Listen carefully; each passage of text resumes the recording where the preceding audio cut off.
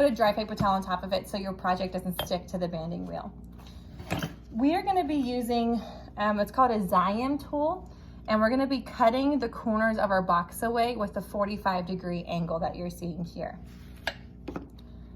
This is the part that people tend to screw up, so make sure you're watching carefully. You're going to take your ceramic slab and then take the Xyem tool. Now I'm lining up the straight edge with the straight edge of my slab. And then I am going to pull back, and I just cut off a 45-degree angle. Have a wet paper towel handy and place this corner inside the wet paper towel. This will keep it nice and moist because you're gonna have to use those for the inside corners of your box later. You're going to flip this around and you're going to cut another 45-degree angle on the other side. The goal is to create this like kind of hill shape on the side of your box. What people tend to do, actually I don't even want to say it to you because I don't want you to do it, but I will just say it because so you know what not to do, is they will cut a side like so, and then they'll like flip the slab over and then they'll cut this side. And then it just doesn't work. And then you have to make another slab and then you're sad and it's terrible. This concludes today's drill. Thank you. So you're going to do this to all four sides of your slab, or sorry, all two sides of your four slabs. And then you're going to leave one blank because that's going to be used for your base. You did cut out 7 slabs. The extra 2 slabs that you have are going to be used for the next project whenever we're practicing how to sculpt and add texture onto our clay. So just keep those in your bag and then we'll use them next time. Now that I've cut the corners off of my slab, I'm gonna make sure that these go inside my wet paper towel so they stay nice and moist. I am going to grab my, do you guys know what this is called? Serrated rib tool. So the serrated rib tool has a serrated edge, and this is going to be used to score the surface of the clay. Now when you score, you want to make sure that you're scoring the whole thing. You guys see how I left a little bit there unscored? That's not good because then the box will not be adjoined there. And you want your box to not crack on the corners. So most of the time, if like you're working on your box and as it dries out, sometimes people's corners can like separate from one another while they're carving away their sgraffito. And they do that because they didn't score the entire corner of their box. So you want to make sure that you give it a nice deep score mark. Also notice that I'm not pressing lightly, like I'm not doing a light score. It's a nice deep score like so. After you scored, do you guys remember what you do? Yeah, you put slip on. So this is what the slip should look like. It should have that mayonnaise type sour cream consistency. I probably spent, I forgot to stir mine over the weekend because I forgot to take it home with me, but I might have spent a minute to 2 minutes just mixing it, and then I was able to get this consistency because the clay had soaked in that water. So get your slip brush and you're going to dab the slip onto the slab. You do not want to streak it across. Why do you think that would be a bad thing? It might get rid of the scoring. Yeah, it would get rid of the scoring. So by dabbing the slip on, every time I say that, you want to dab? I know, I want to dab too. That's so funny. My mind went straight there as well. But that's all I can think about when I say dab. Anytime you dab the slip on, you do not get rid of the score mark, so that's good. I'm just going to be slipping just the two slab walls right now. Make sure you get it everywhere. Okay, now here's the fun part. We can start putting our box together. When you put it together, you want to make sure that you're putting it to where it's joining at that 90-degree angle.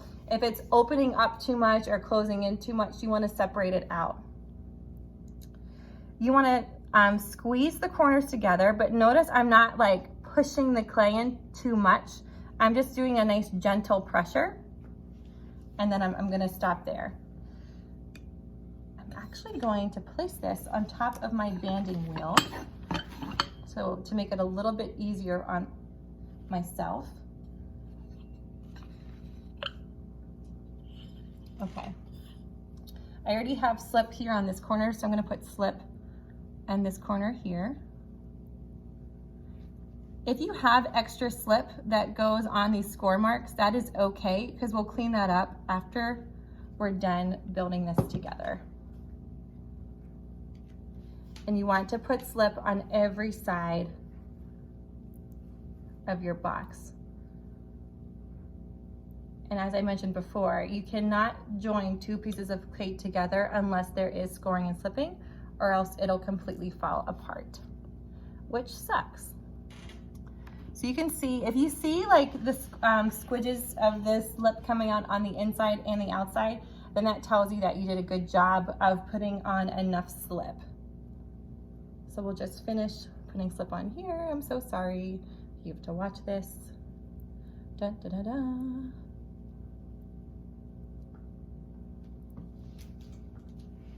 So this weekend, we took Eddie to a dirt bike, like BMX track at Scott Park by Presque Isle. Have you guys ever been there before? Oh my gosh, he had such a blast. And so now I think he wants to race. Like, I was just like crazy, but he's like hooked. And of course, there's a dad competition. So Mr. Thompson is trying to get Eddie like to be really interested, because I think someone's living vicariously through our son.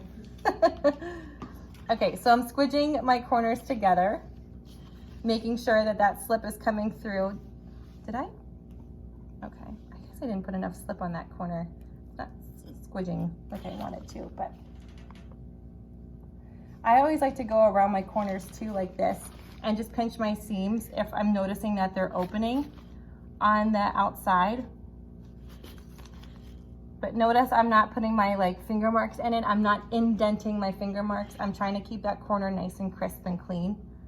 I'm gonna do this to the top too. Sometimes the tops can open up and separate, so you wanna make sure, like, you always wanna make sure that every step of your process is perfect before you move on. So now that I have my walls of my box built, I'm going to start cutting out the inside, or the base of my box. So I'm gonna lay it directly on top, line it up to the edge, and then on this side that is extra, I'm gonna take my fettling knife. I'm going to draw a line. Make sure your fettling knife is nice and clean. Mine got a little dirty. If you have a ruler, use it. I have rulers in the back for clay that you can use. You always want to have good craftsmanship. So that line got a little wonky, so I'm just going to go in here and make it just a little bit straighter. And remember, when you cut, you go partly down, a little bit more, and then you go all the way. You never want to go all the way at once, because it'll morph the edges of your box. Take your serrated rib tool and you'll score the base of your slab, and then you're also going to have to score the bottom part of your box. Slip it.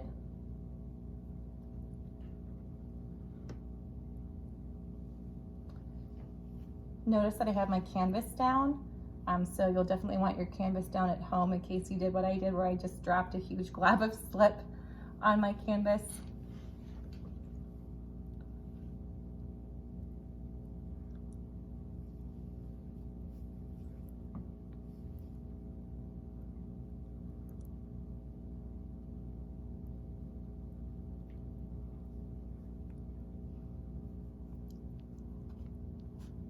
Line it up and kind of press that down.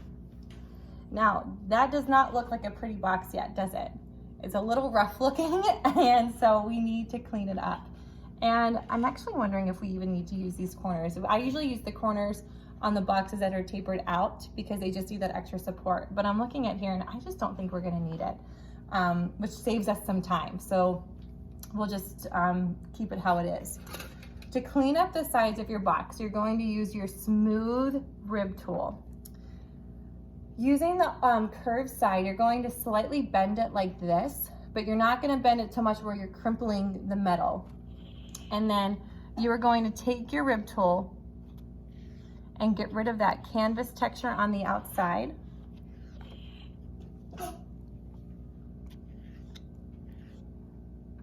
If your walls start to bow in, support it from the inside to make sure they stay nice and straight. To get a crisp corner, you want to use the flat edge of your rib tool. Now notice I'm cleaning off the clay as I'm working. So to get that crisp corner, use the flat edge.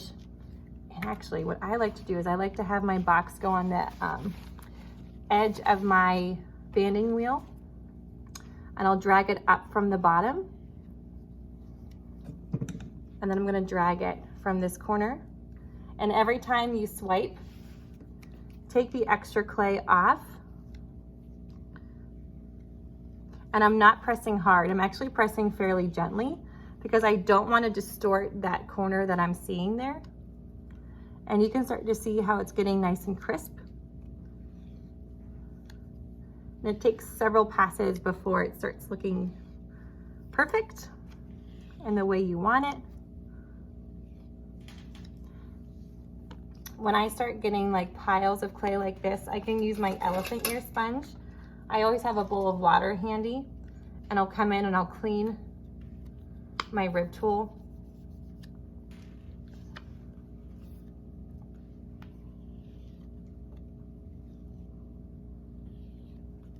Now once I get an edge that I'm fairly happy with, and let's just pretend like this side is clean, okay? You can take your elephant ear sponge, wet it, but squeeze out all the extra water. And you don't go directly on top of the corner, just go to the side of it. And I'm just gonna do a subtle drag across to get that to be nice and smooth. Now the top will also need to be cleaned up.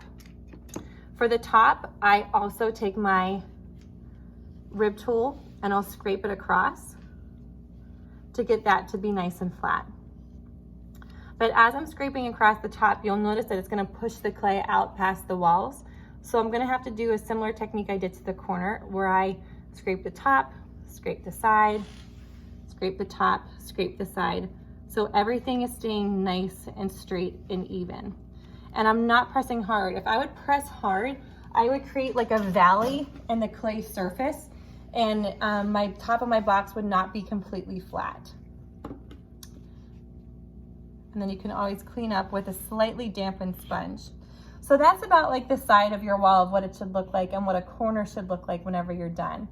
You can start to see, ooh, don't handle it when you're done with your craftsmanship, but you'll see like this top two sides here are a lot cleaner than like these two sides here. For the inside of your box, this can be where it can get a little tricky.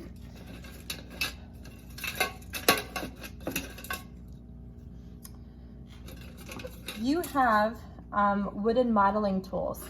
I would recommend using the slightly roundish end of a wooden modeling tool that you have here, and take that and scrape your corners to where you have a nice smooth seam. So if let me see if the video shows that. Yeah. Even here, I'll scrape it across to get that to be nice and smooth.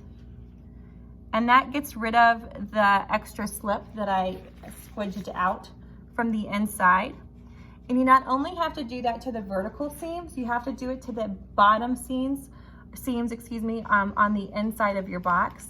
And it's a gentle drag. I am not digging my wooden modeling tool into my box. I'm just doing a gentle swipe to get the inside nice and clean. It's still not perfect inside. I should have taken my rings off first. And I don't recommend wearing rings or jewelry, because when you go in here to clean, you don't want to like mark up the size of your box.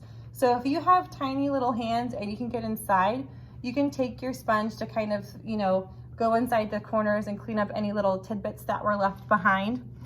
If you're having difficulty doing that, what you can do is you can take your wooden, your elephant ear sponge, you can wrap it around the end of your one of your wooden modeling tools, then take a rubber band,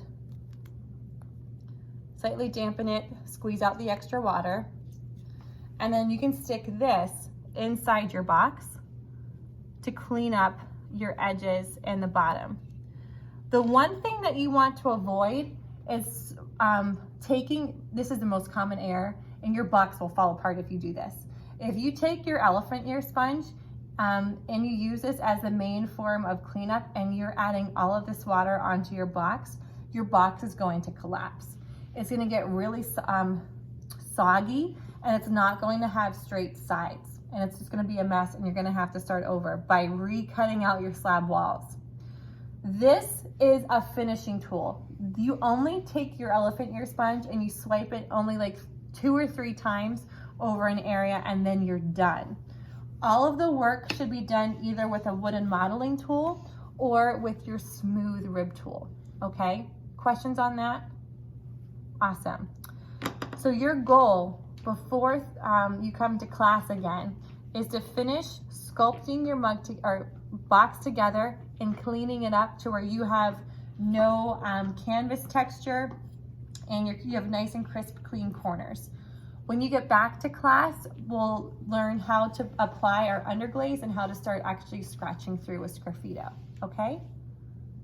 All right, well, these tools are located on the counter next to the sink on the left.